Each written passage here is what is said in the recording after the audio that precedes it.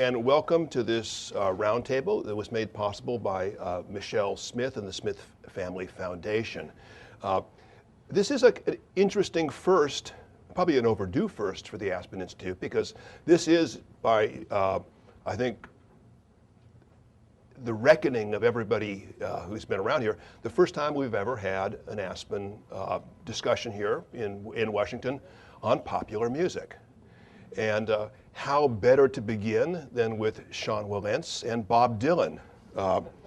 Let me very briefly introduce our speaker. You have a bio in front of you, and I don't want to belabor the obvious, but Sean Wilentz has a wonderful title, at least temporarily, I heard, for someone who's written a book on Bob Dylan, the Sidney and Ruth Lapidus Professor in the American Revolutionary Era at Princeton. He is the author of numerous books and articles, The Rise of American Democracy, Jefferson to Lincoln, Andrew Jackson, The Age of Reagan. A really interesting book, which I think was the first book of yours I read, which is Chance Democratic, which is about the rise of the working class in New York from the late 18th century up to the early, sort of mid-19th century. He has won the Deems Taylor Award from ASCAP, which is given for the best book on American music each year. And he's probably one of the few Princeton professors who's been nominated for a Grammy. I think I'm the only one. Well, and for his notes from Bob Dylan Live, 1964, the concert at the Philharmonic Hall, which, in a way for today's book, let me put it up here so that we can. Oh yeah, hold that up. Yeah, so the camera can see it there. This is the occasions. For this book. Now, this Bob Dylan in America is both a scholarly book and a personal book in a very interesting combination. Could you tell how a person who's been writing on Andrew Jackson and the working class in New York and the Revolutionary Era came to write a book on Bob Dylan? Well, I mean, like many people of our generation, Bob Dylan has always been in my life. He's been an important component of my cultural formation, but we don't usually get to write about it.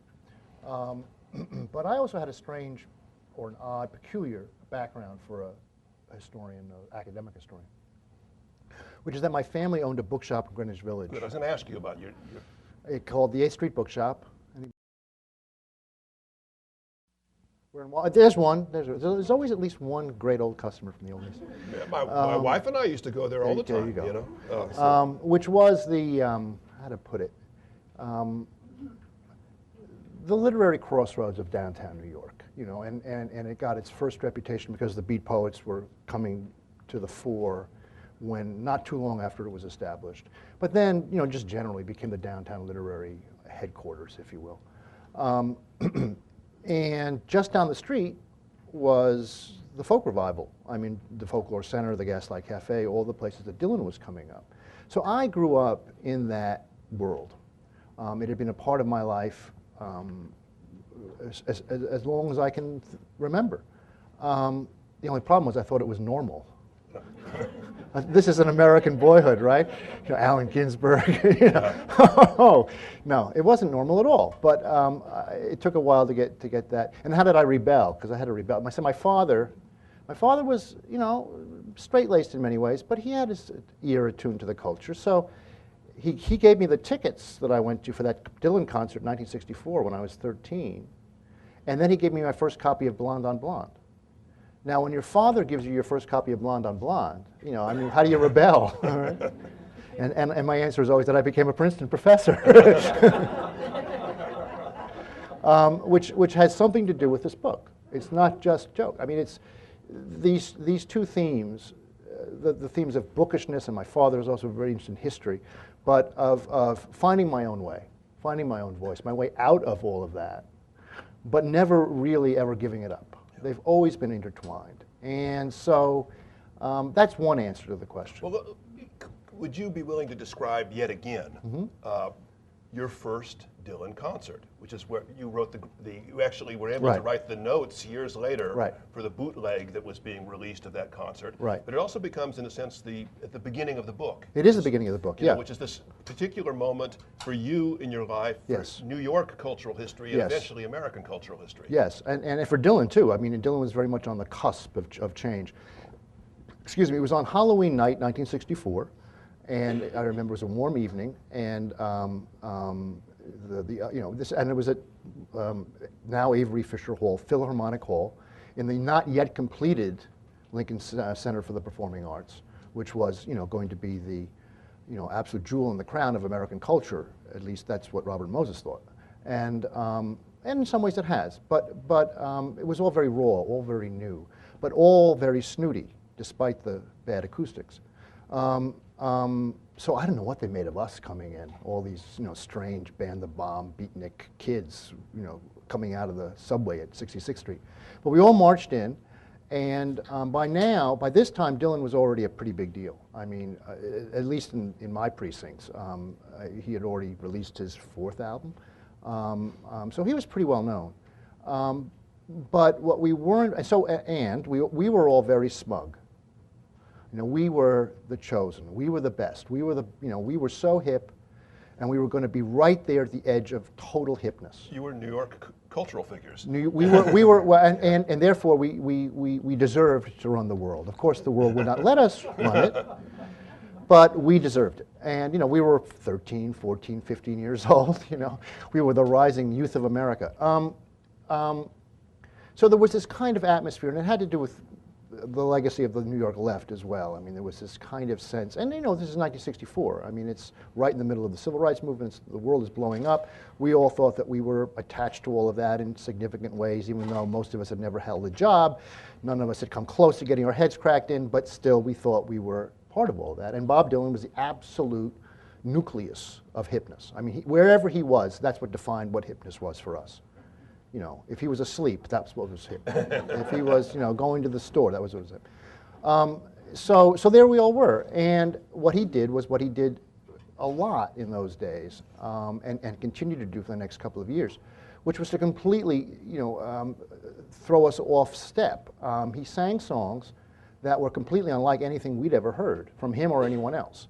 I mean, we came in expecting to hear the usual round of political protest songs, whatever, and we got all of that. The times they are a-changing, and we were a little bit used to some of the more romantic songs from another side of Bob Dylan.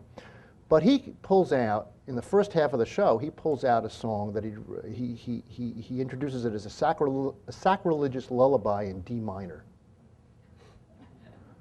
And what's that going to be? And the first line of it is, darkness at the break of noon. So, we were all very precocious. We thought, Arthur Koestler. It's an Arthur Koestler song, right? This is going to be about communism. Well, it had nothing to do with communism, nothing to do with Arthur Koestler, but it was a frightening song, unlike anything we'd ever heard. We couldn't make out what it was about. It would take many, many months, in fact, until it was released on recording that we could figure it out. Which was eventually titled? Eventually titled, It's All Right, Ma, I'm Only Bleeding, which is an extraordinary song. I mean, it's a classic, as they say. But he also sang Gates of Eden, which is his sort of Blakean, rumination. And he sang Mr. Tambourine Man for the first time in New York.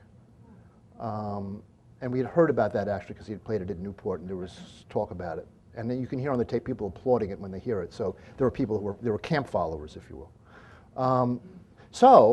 We had come to a Dylan concert like everyone we'd ever heard, but it was unlike anything we'd ever heard or heard about. And we had we had no idea where he was going, but we wanted to be there.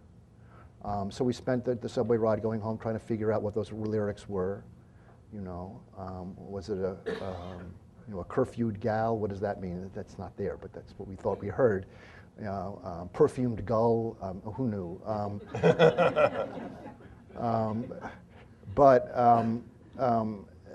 That was part of and it's actually, I think, a lesser form of scholarship, writing about Dylan, which is to try and figure out what the lyrics really, really mean, which is, if you're dealing with a poet like Bob Dylan, it's really crazy. But nevertheless, it was so confusing to all of us that we had to try to reduce it into, to something that we could handle, that we could understand. And we did a certain amount of that on the subway back to Brooklyn.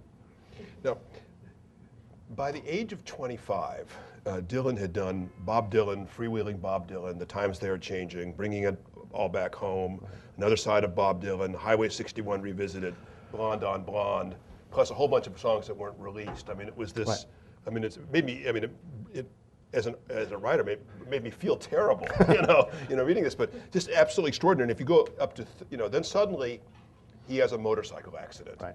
And which people, at least on the West Coast, didn't have quite know it. He simply seemed to have disappeared. Mm-hmm. And then he reemerges. Mm-hmm. And you've already begun to see something in Dylan, which is that he's always changing his style. He's always mm-hmm. changing his concerns.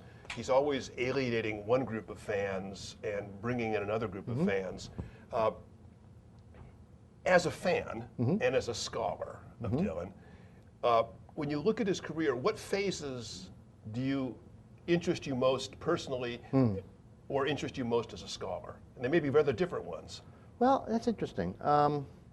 First of all, just to repeat, I mean, he is an artist of phases. I mean, not every artist is quite that way. Some artists, stay pretty much with what they do and they get better at it or they vary it.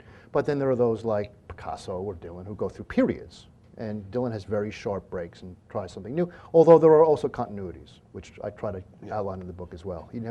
The thing about Bob Dylan is, even though his fans will be alienated, he never rejects anything. I mean, why should you? People have him as a great repudiator. He repudiates folk music, he repudiates, secular life when he becomes a Christian for a while. He never repudiates. He just puts it over to the side, and he can come back to it as any, intelligent artist would do. But periods, I don't know. I mean, I like them all except that kind of death mask, 80s, things weren't going so well period.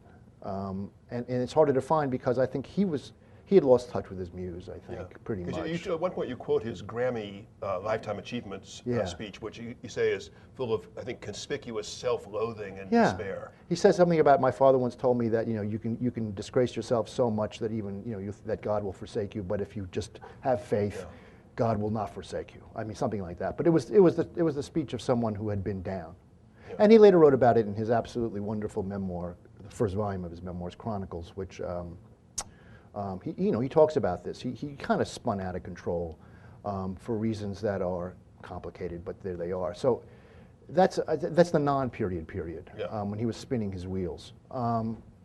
But I mean, well, you can slice and dice it very fine if you want, but there is certainly the very early stuff but really it begins to change with freewheeling when he starts writing his own material. It's the imitative period, then there's the freewheeling, and that goes right through, well, there's a lot of transmutations, but you can see the arc from that to Blonde on Blonde.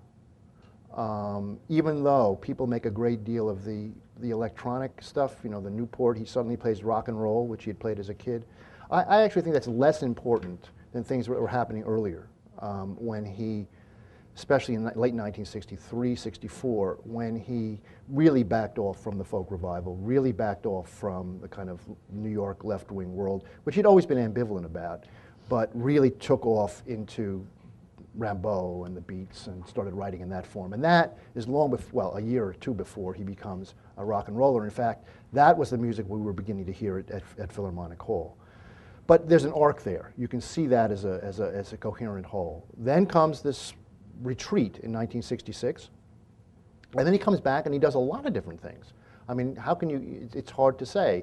There's the simple biblical parable style of John Wesley Harding, which is also deeply American, imbued with American myth, as its title is. But then he switches right away goes to Nashville, and he does Nashville Skyline. He's really and meanwhile he's up at Saugerties, New York, doing the basement tapes with the group that was going to become the band, which is a complete conspectus of American music as well as some of his own songs. So I think he's trying out a lot of different things. Yes. And then it all kind of gels in the mid-1970s with Blood on the Tracks and Desire and the Rolling Thunder Review. Well, the odd thing about his career too, if you think of the commercial nature of popular music, is that you're never really quite sure what Dylan actually did until decades later, because some cases, he hasn't released, a huge amount of his work. Well, that's true. Or that's it true. emerges only as covers, Right, right. by other people. Right, right. And so, and so there's this, and which is another interesting, theme in your book, which is that there's a reticence about Dylan, and you see it also in No Direction Home, Scorsese's great documentary, which I'm proud to say the NEA helped support when I was chairman, where, as he's being interviewed, you see him becoming more and more belligerent, and then entirely evasive, and then finally silent to the press. Where now, when you get towards the end of the 90s, Dylan doesn't quite become a chatterbox, but suddenly he's published his chronicles. Right. He does hours and hours of interviews for Scorsese, and then he creates a radio show on XM Sirius Radio, broadcast from the historic Abernathy building, which doesn't exist. And you were very interesting on that. What do you make of this last, phase of, or this current phase of Dylan's career, where he sort of reluctantly accepted his role as a public figure? Well, I don't know that he's thought of himself as he's accepted that role quite, Dana. I think what he has done is he's talking a lot more about himself, and he's talking a lot more, period. Not on stage, but in these various venues that you talk about. And why is he doing that? Because everything that Bob Dylan does is a form of artistic expression. I mean, not the sleeping, not the going to, but you understand what I'm saying. Everything that he puts out there. It's not just, he doesn't just give interviews. They're little works of art in themselves. So I think that they're coming from an older man who is appalled at the culture that he sees around him, fears, maybe that's not the right word, but has presentiments anyway, that the world that he came from, the world that meant so much to him, the world that he'd wagered his entire career and life and soul on, is being plowed under, that it's not going to exist very much longer. And he's doing his best to try and not just keep it alive, because that's dull, that would just freeze it museum-like, but rather to enrich it, enliven it, keep it going. And I think that's what he does all of the time. And each one of the things that you mentioned, the Chronicles, which is looking back, in many ways the best chapters are on his early days in the Village. The radio show, have any of you actually heard the Theme Time Radio Hour? Yeah, some people have. I mean, it's a marvelous, first of all, it's one of the best courses in popular American music you're ever going to hear. But it's done in a very archaic style, the Abernathy building. A little bit of Garrison Keillor's Guy Noir in it too. Guy Noir. He has little playlets. He has household tips. How to how to make the best mint julep.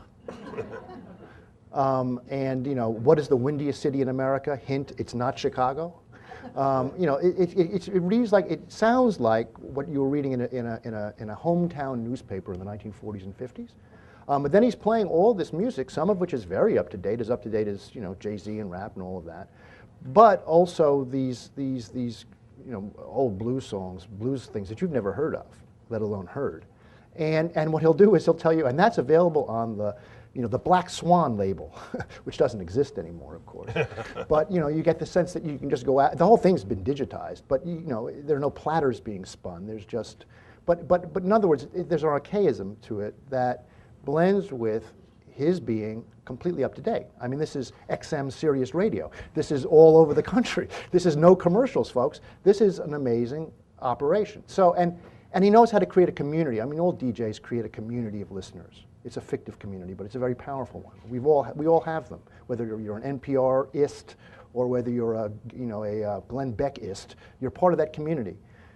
Dylan understands that as well as trying to create this. But it all goes to this idea that somehow all of this is being effaced. All of this is going away. And he is out there almost every night doing his best to as I say, not just preserve it, but to keep it going, to keep it growing. Yeah. You quote a rather remarkable thing that Dylan says in the New Direction Home at the beginning, where he says, "I was born very far from where I am supposed to be." Right. And then he's traveling. And Dylan is now almost homeless in a way. He essentially lives on the road for all practical purposes. And do you think of this as a kind of, so are you thinking of him almost as a cultural revivalist in some way? Well, in some ways. Like a traveling revival show. In some ways. That's part of what he is, or what he does. He does perform. He certainly doesn't need the money. Oh, no. He's well. That's a question I'll get to in a sec. But I mean, for a homeless guy, he's got a lot of homes. Yeah. I mean, he owns more property, from here to Malibu to God knows where. So he's got, he's never too far from home, even when he's on the road, because there's some place nearby that he's bought. Which of these homes was he supposed to be in? Well, someone said to me once, he's a guy who doesn't like to be home a lot for a guy who's looking for a home, but because he is on the road, at least 100 dates a year, and he travels mostly by bus. Again, very old-fashioned, but he wants to be part of the country. He likes that pace. He likes that way of doing things. But the original quotation was about growing up in Hibbing, and he knew that he wasn't going to be in Hibbing. I mean, Hibbing wasn't it. Yeah. And he had to report this mystical experience when they moved into the house where he really grew up, he and his parents, and they open up a phonograph that someone had left behind, and on it was a Stanley Brothers record, Drifting Too Far from the Shore. And that was, to him, this, in retrospect, this mystical experience that was the prophecy of Bob Dylan was. Yeah. But his parents were fairly, wonderful, sweet, nurturing Jewish parents in Hibbing, northern Minnesota, and it was a very provincial place. Even though Hibbing had many cultural riches to it, he knew he had to get out. Yeah. And so that wasn't home. And he sometimes, I think he says he was even born to the wrong parents. He didn't really know.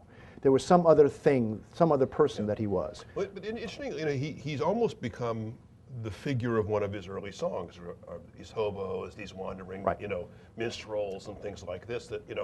That wasn't an affectation. It was actually, ends up being a kind of I think that's career right. model for him. Let me ask you something else. But he is a minstrel and he is a vagabond and he does go around and perform. But then, Willie Nelson performs even more concerts than he does. That's because the IRS is after him.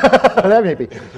It's certainly Bob Dylan's not doing it for the money, that's for sure. Yeah. But I think it's not just that. I mean, I think that there's a way in which these performers, this is what they do. And if they didn't do it, they would shrivel and die. So, if you look at the traditional view of Dylan, which is, let's say, the way Dylan was talked about 20 years ago, right? Which is the Dylan comes out of the Greenwich Village side of the folk revival. Right. You've got Woody Guthrie and Pete Seeger, on one hand. Then you have these other earlier sources like Muddy Waters, right. and you've got the Dave Van Bronx. There's sort of this American folk scene that's been politicized and has its roots in blues and traditional music. Mm-hmm. You are one of the people that is essentially giving us a rather different view of Dylan. I mean, right. You're saying that all of that is true, but that's simply a fraction of what Dylan is. I mean, this is a couple of the names. This is maybe 5% of the names that you cite as sources for Dylan.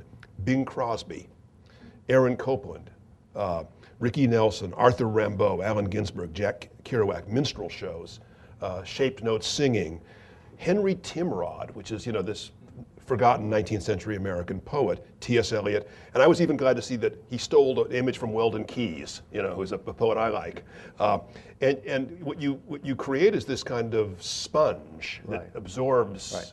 everything in America. Right.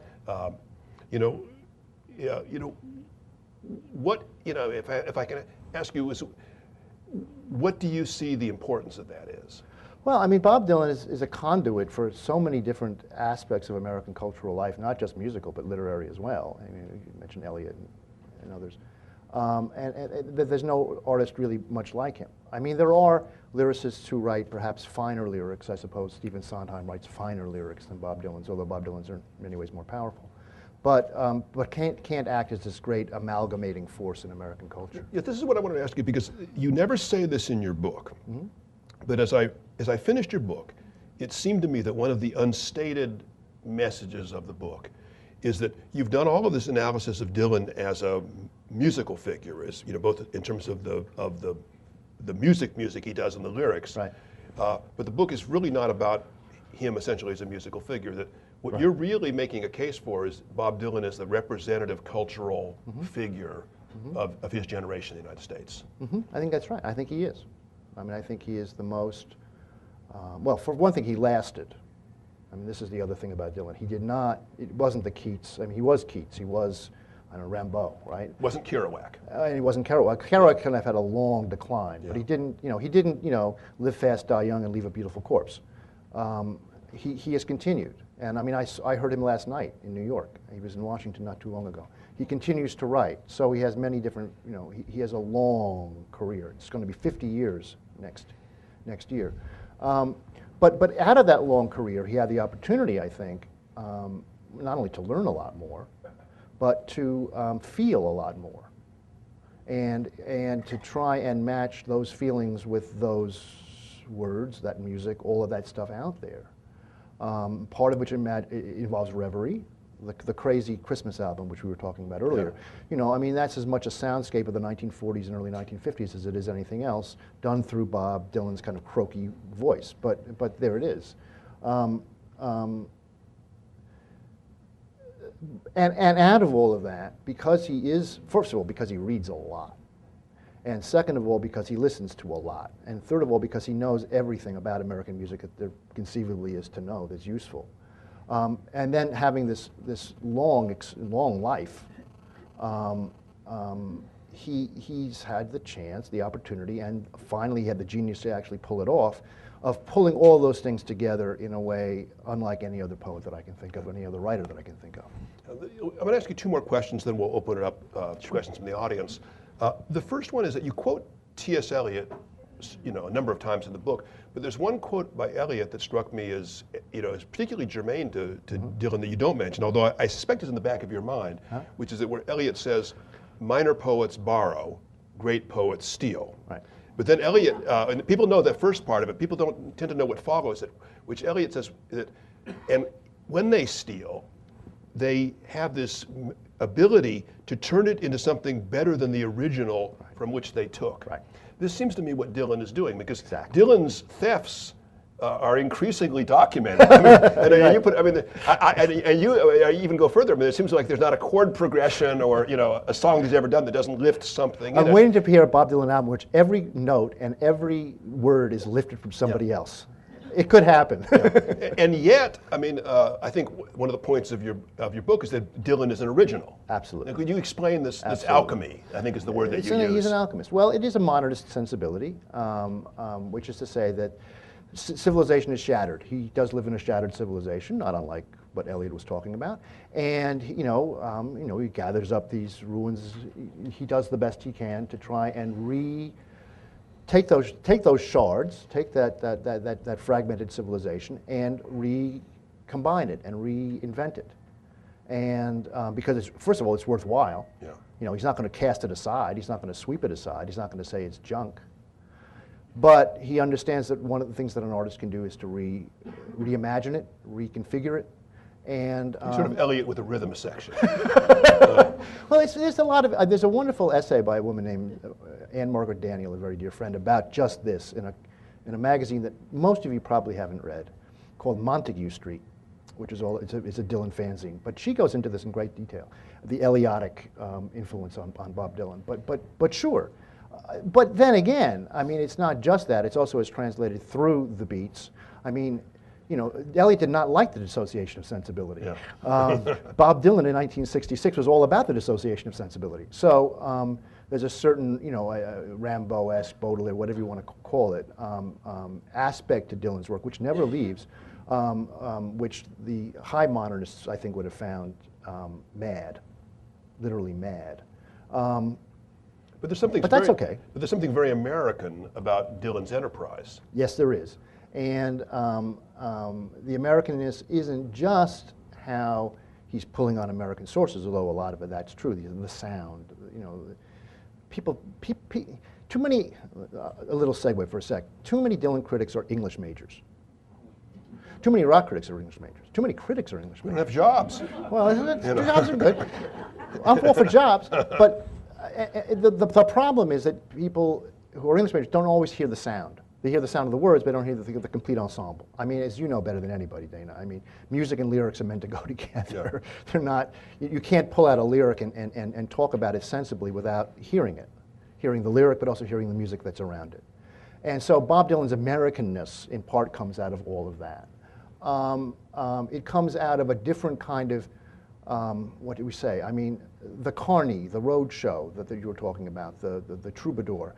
I mean, when you say troubadour, he's not thinking of Alan Adale or he's not thinking about a European model in quite the way that I think the high modernists were. Yeah. He's thinking about, Sleepy John Estes, and he's thinking about the Roy B. Thomas traveling circus, and he's thinking about a world that is this world, that is also fragmented, that has also been crushed in many ways. It's still there, it's still out there, but it's not. Those of us with gray hair know it. But he reassembles it all of the time. And he makes out of, there are obvious European influences, but his stuff is American. It's always American. Yeah. And I think one of the strengths of your book, Christopher Ricks is, I think, one of the greatest literary critics alive. Absolutely. He's written this brilliant book on Bob Dylan, but he thinks of Dylan as a poet. Right. And if Dylan had simply published these things on the page, they would never have come alive. And your book is very brilliant, I think, in terms of the musical roots, which are very complicated. Right. Let me ask, speaking of the musical roots, let me ask you one final question. Mm-hmm. One of the interesting things about American music is that some of the greatest singers we've had, I'll give you Louis Armstrong and Billie Holiday, have essentially bad voices. Mm-hmm. Billie Holiday cannot hold pitch, but she takes the falling off of pitch and takes the fault and turns it into an expressive beauty. Mm-hmm. Same thing with Armstrong's voice, which is froggy and tends to sort of bloat.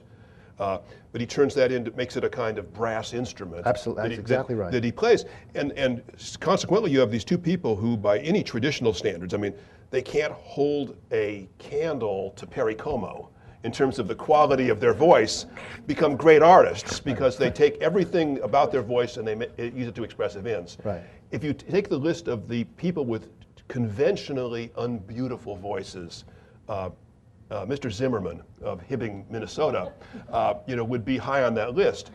And yet, I think everybody in this room has felt the beauty and the power and the expressive, capacity of this voice. Mm-hmm.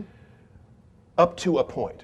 And what I'm wondering is, Dylan's voice has deteriorated so dramatically in the last 10 years. Although you said he was in good voice last night. He was singing last night. What do you think of the late Dylan voice, like in modern times or something like that? Yeah. Well, his range is constricted and was never great anyway. There's certain ways in which a voice is beautiful that he has never been able to do, and he can do even less well now. But he's trying to put across a work of art, a song, and he uses and he's a performer. He doesn't just write these things; he performs them. So he's performing them with this instrument this sort of tattered instrument that is his voice. The best way to get the song across. Now, sometimes that involves speaking the lyrics, right? But Richard Burton wasn't a bad speaker of lyrics, right? Annie was telling me yesterday, Rex Harrison wasn't a bad speaker of lyrics. You got My Fair Lady, even though the guy couldn't carry a tune. Yeah. Now, I don't know that Bob Dylan's been thinking about Rex Harrison lately. Add to your list of influences. But I do know or I sense, I don't know it, but I hear it, that he is adapting this instrument to what he is trying to get across in the songs. And that involves not just the new songs like Modern Times, but when you hear him in concert and he sings a song like The Times They Are A-Changin'. Now, The Times They Are A-Changin' is, that's actually not my favorite Bob Dylan song by a long shot, but it's an anthem of the 60s, and it's about youth, and it's about get out of the way, and we're going to take over, right? Because your old moated ways are no good. To hear that being sung by a 69-year-old man,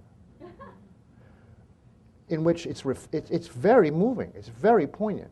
Not because you feel bad for him, but because this is a man who's been through a lot of those revolutions, seen them all come to something, but not necessarily what they thought was going to come to, and reflecting on it. And his voice conveys that. Yeah. That sense of weariness, but also of hope. And everything with Bob Dylan always ends with hope. So I don't know. I find his voice effective to what he wants to do. I can't imagine, for that matter, think about a song, those of you know his recent output, like Thunder on the Mountain. I can't imagine anybody else singing that song. Yes, it's not rough, it's less than dulcet, But that song, that voice matches that song is better than anybody I can imagine. So, you know, in some ways it brings him back to his blues roots. In some ways it does. Some of these blues singers that were recorded only at the very end of their careers. well, Howlin' Wolf. I mean, Howlin' Wolf didn't have a very well. It goes back to the point about Armstrong. But I mean, Howlin' Wolf was by the time he was and that's the other point about this. I mean, Bob Dylan's out there performing and recording. There's no model for being an old rock and roll star, right? And Mick Jagger is great, old rock and roll star, but he's singing songs about being 18 years old. He's singing "I Can't Get No Satisfaction." Now, come on. A, we know you're lying, and B, come on. Now, when Bob Dylan sings one of those old songs, that's the poignance. You see, I mean, it's a youthful song that be sung like by an older man. And then he sings his songs about being an older man. When Mick Jagger, you know, I love the Rolling Stones, don't get me wrong, and Keith Richards' memoir is probably second only to Bob's. It might even be better in some ways. It tells you more about the music. It's wonderful, and that music is timeless. But it's a young person's music. You listen to that music to feel young again. You don't listen to that music for wisdom. Well, a certain kind of wisdom, I suppose, but a young person's wisdom. With Dylan, you have it differently. You know, with Dylan, you have, it's like Yeats. I mean, you have early Yeats, you have late Yeats. I mean, they're two different poets, but they're the same poet. Great. Well, let's take some questions from the audience. We have some microphones. I ask only that the questions be questions. Devin, you want to? No one can sing quite yet. We'll sing later. All right. This fellow right back here, I think. During his born-again Christian experience, what kind of interaction did he have with other Christians, churches, Christian ministries, and then with the Jewish community? Mm-hmm. Well, he was, I mean, in 1979, I'll get the date right, he converted to the Vineyard Christian Fellowship in California, which was a particular fellowship, kind of tied in with the likes of Hal Lindsey, a kind of weird sort of Christian Zionist evangelical sect. That was very, very popular in Southern California. But his particular group was very African American, wasn't it? Well, he made it African American. When he went on, he made the music African American. Yes, it was an integrated group. It wasn't, you know, it's not Jerry Falwell. It's not Lily White in that sense, but it's not particularly black. But it is very Christian and eschatological. I mean, the end times are here. We have to get ready for the doom. It's a coming, and I know it, and you're not, and I'm ready, and you're not. Which led to a lot of music that was, at one level, very hortatory, very preachy, somewhat it's not even really hortatory. It was more accusatory. But I don't know that he got involved in a lot of different that he had much to do with other Christian sects at that time. But as I say, Bob Dylan repudiates nothing. So even though he's becoming an evangelical Christian, he wasn't going to forget that he was bar mitzvahed. I mean, so and as you continue with his music, out of that phase, because I think that phase still lasts today in some ways. I mean, his music still has very powerful, well, it always had powerful Christian motifs to it, coming because he read the Bible and, you know, he took what he could from it, and even sensibilities. But I think that the faith is there as much now as it was in 1979. But it's amalgamated again. I mean, you know, and whatever his spiritual life is, it's not anything narrowly Christian, but it's not Christian either. The cross is there, but the Torah is there as well.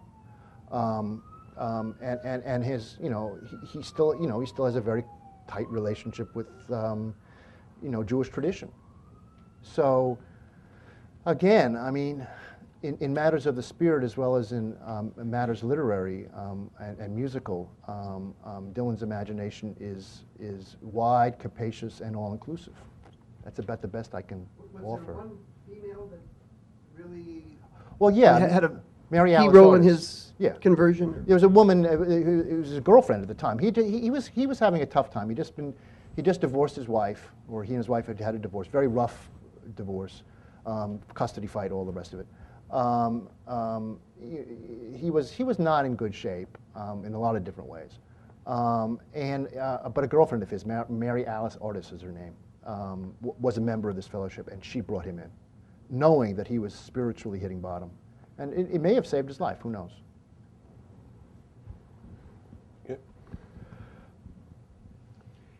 Could you give us your take on the influence on Dylan and an earlier singer, songwriter, troubadour, Woody Guthrie? Woody Guthrie. Well, Woody Guthrie was crucial to Bob Dylan's early development.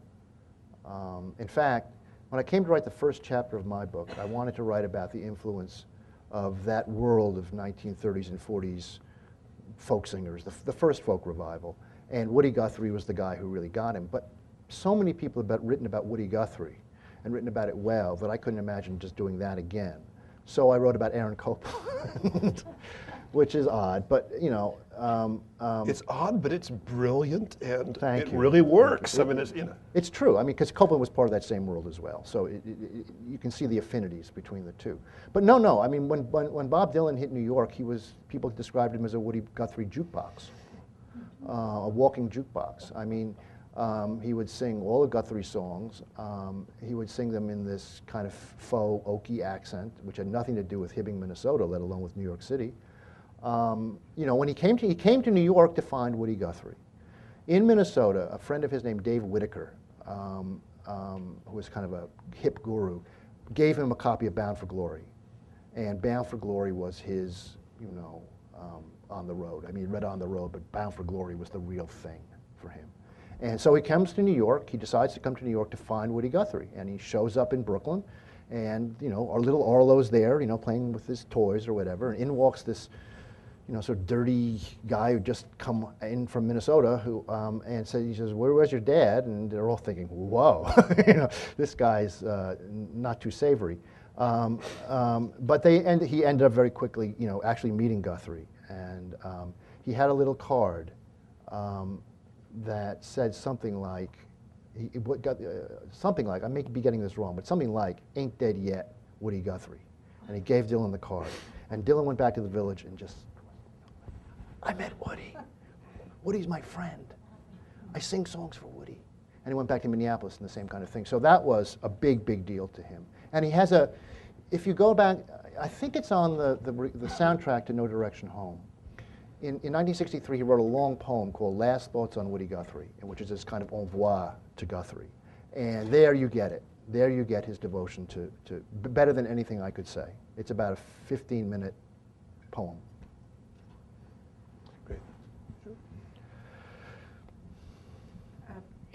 Actually, 15 minutes, more like 5 minutes, but it's so great it sounds like 15 minutes. Yeah. Professor Wilentz, Yes. I'm fascinated by your character, and not your character, your areas of scholarship. Mm-hmm. You are one of the most distinguished professors of American history. You're an author. How does this complete, it's not another life, it's parallel to the life you lead. How do you reconcile both of them? I mean, you're a historian on Woody Guthrie, which is serious the way you do it, but also your daytime job Right. and your Right. interests Absolutely. are No, completely no. opposite. Well, you know, it's a good question, which, you know, because friends of mine ask me all the time, how does this all add up?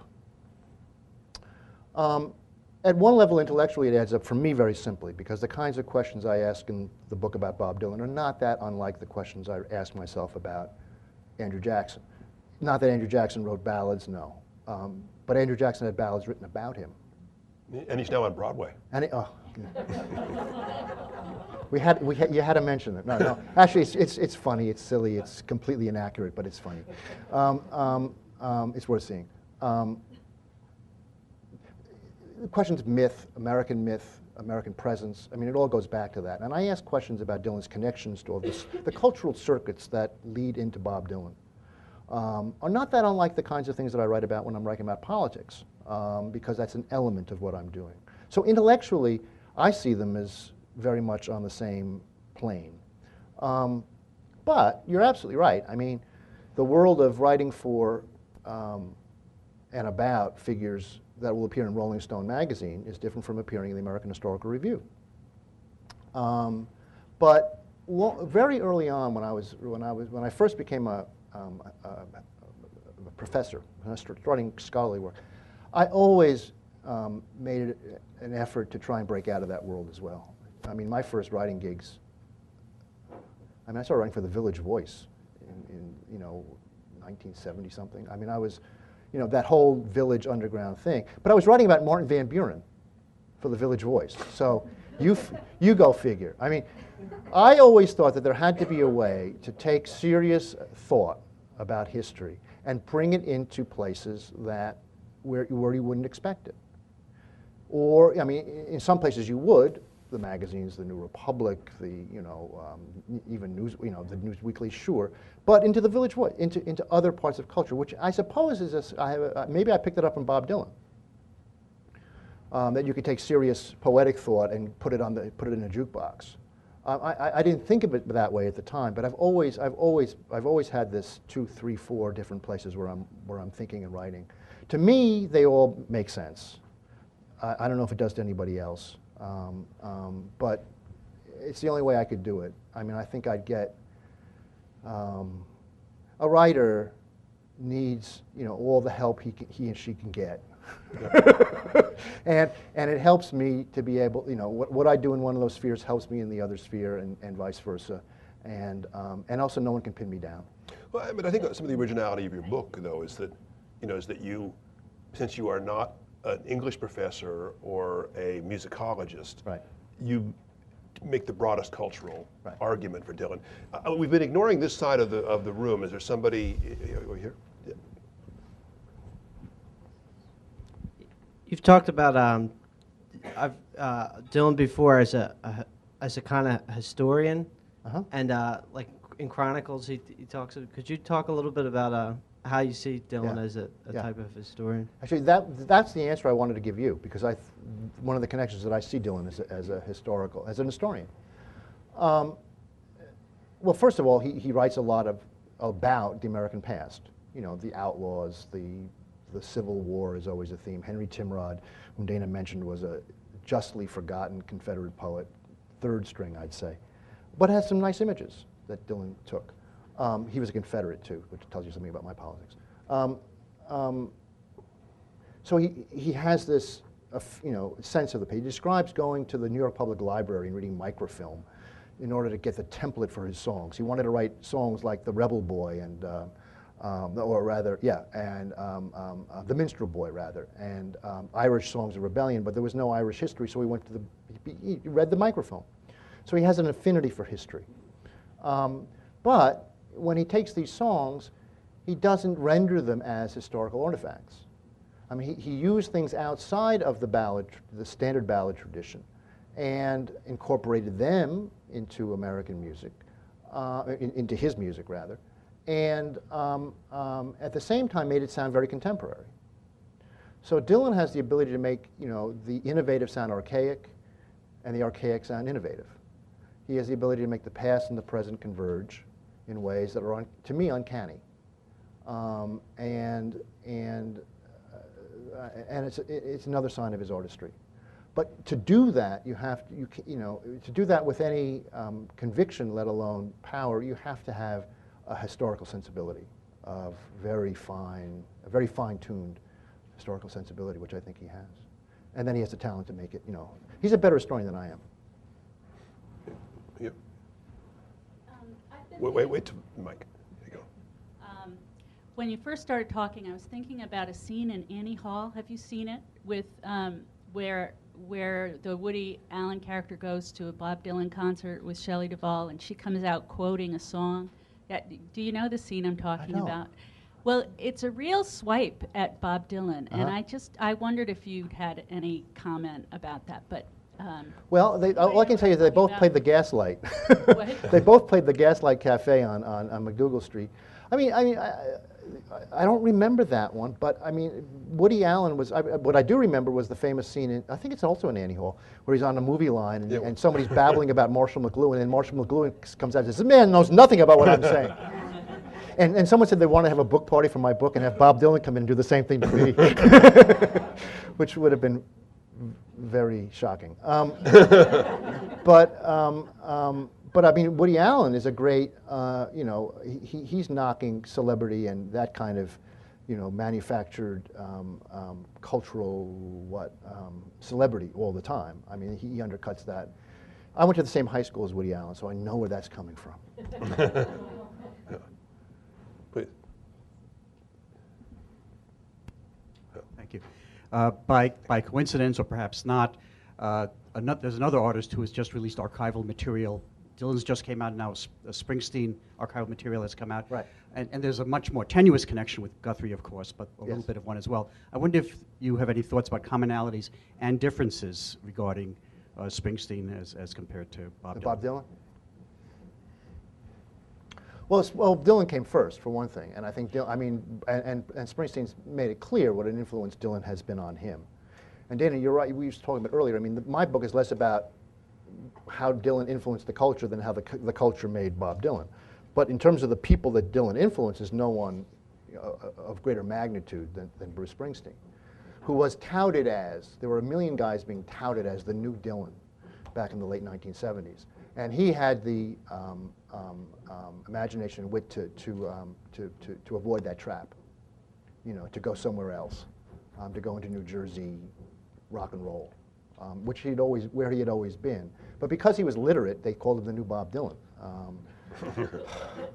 Tells you something about rock music. But Springsteen's connection to Guthrie, I think it's interesting. He came to Guthrie. Dylan started off there. In effect, you see this in the Guthrie, in the Seeger record, We Shall Overcome. He's gone back and done a lot of work with that stuff. And that comes, I think, out of politics. I mean, I think Springsteen's politics match up with that in a way that, Springsteen has politics in a way that Dylan doesn't. I mean, I defy anybody to tell me what Bob Dylan's politics are. And here's a man who said that his favorite candidate in recent American history was Barry Goldwater. And the reason was because he reminded him of Tom Mix. Bruce Springsteen would never have said such a thing. It's pretty clear where Springsteen's politics are coming from, and it's Tom Joad, it's the Steinbeckian, Popular Front world that Guthrie was very much a part of. So there's a connection, there. But I can imagine Bob Dylan without Bruce Springsteen. I can't imagine Bruce Springsteen without Bob Dylan. I'll leave it at that, without any aspersion on Bruce Springsteen, because he had the sense to pick up on the best.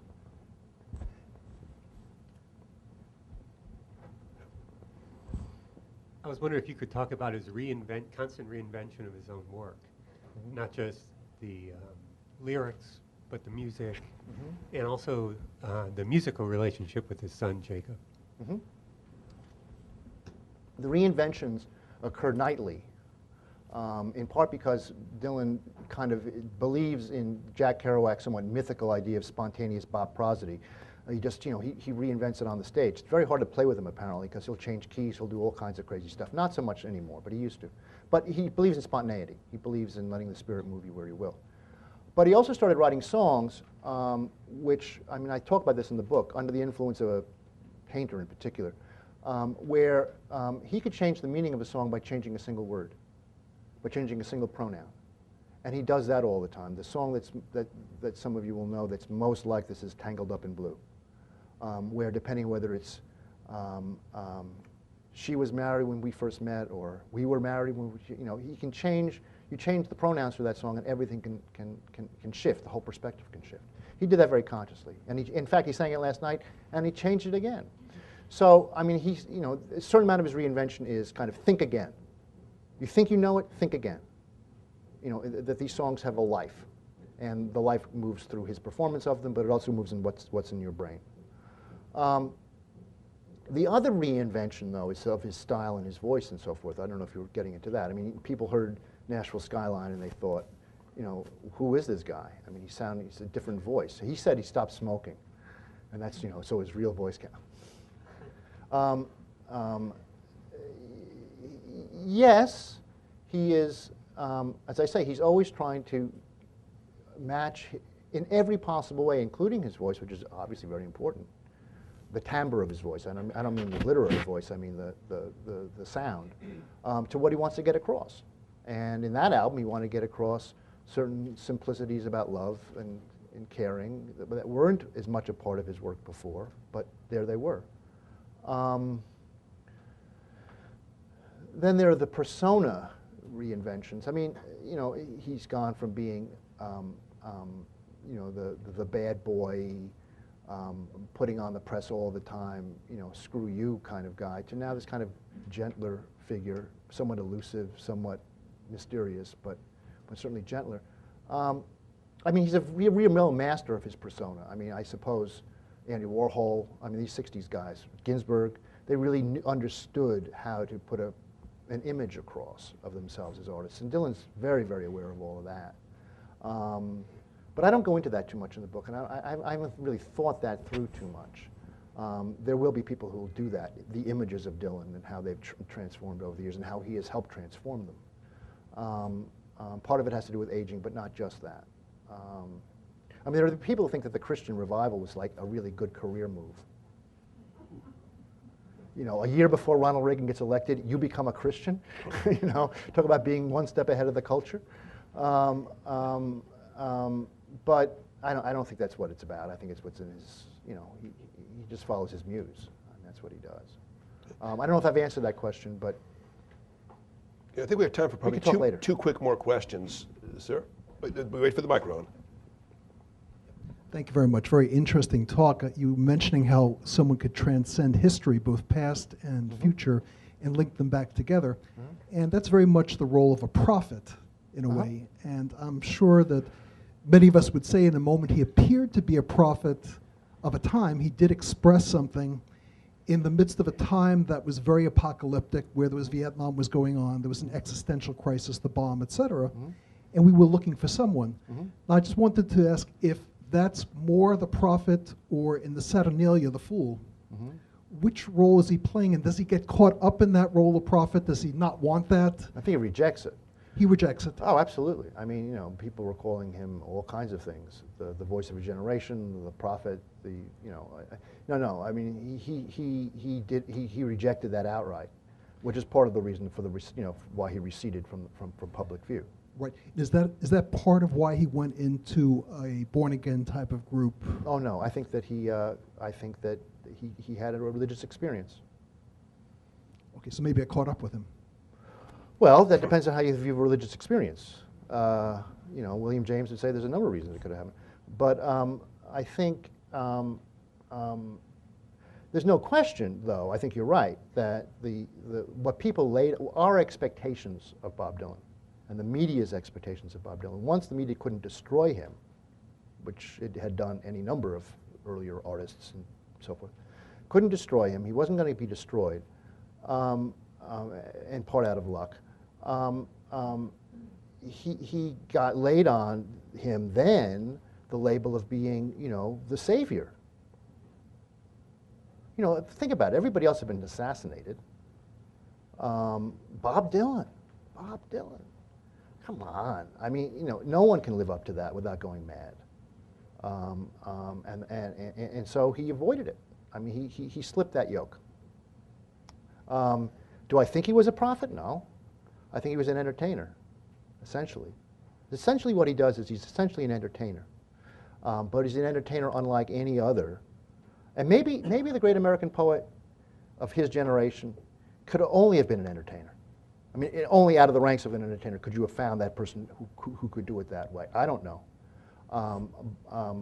But I think that's what's happened. Makes him remarkable. So yeah. One last question. Yes, ma'am. You alluded to it in the previous question. The artist who influenced him, Rabin. Could you mention a little bit about that? And also, I was interested in his drawings that he did. If he did this a lot when he was traveling, maybe just out of boredom, the sketches from the road, and also talk about. I know he has a gallery in. This three-part question: a gallery in London, and he also has a show in Copenhagen right now. Why is he in Europe, and why isn't he in the United States? Well, the first question is simple. The Europeans asked. The Americans haven't. So any of you out there who have connections with the gallery world, you know, there's plenty of Bob Dylan pictures that are ready to be shown. Norman Rabin was the youngest son of Sholem Aleichem. And you all know who Sholem Aleichem was, the Mark Twain of Yiddish literature, among other things. But he was a painter, and he had gone to, he had studied with the Ashcan school artists, then he went to Europe and hung around with Soutine and Modigliani and those guys in Paris in the 20s. Then came back and was known as a painting instructor, and as a sort of a Jewish teacher, taught about Jewish philosophy and stuff. And so Dylan went to him, was tipped off to him, and went to study Judaism with him, and ended up sticking around to learn painting. And Ray-Ban's principles of painting, of perspective and of breaking up linear time, of simple narrative, even as you present a narrative, had a great influence on Dylan's work in the mid-1970s, I think. Well, he has said so, so it's no mystery. But Dylan always had a kind of doodling side to him, and he also, his first girlfriend in New York, Susie Rodolo, was an artist, is an artist, to this day, a professional artist. So she would help bring him to the Metropolitan to see the Gauguin exhibition and so forth, and it knocked him for a loop. So he's always had a very visual sense, and it's there in the songs as well. And so he studied painting with Ray-Ban, and I think actually you can see Ray-Ban's influence in this art that he suddenly released. I do think, yeah, I mean, it's interiors and exteriors. This is a guy who's in a bubble. I mean, here's a guy who spends a lot of time on the road, with nobody else around, or very few people around. And I mean, being Bob Dylan can't be an easy thing, because it's so withdrawn from the world. And so you're in these hotel rooms, beautiful places very often, and so he sketches them. And it's always from the inside looking out, rarely from the outside looking in.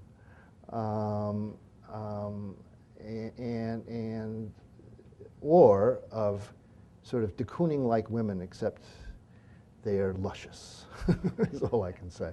I mean, he's very erotic. He's got his erotic art as well, although there's been less of that lately. So, his visual sense, he's committed to canvas, and it's there, and it's there to be enjoyed and seen.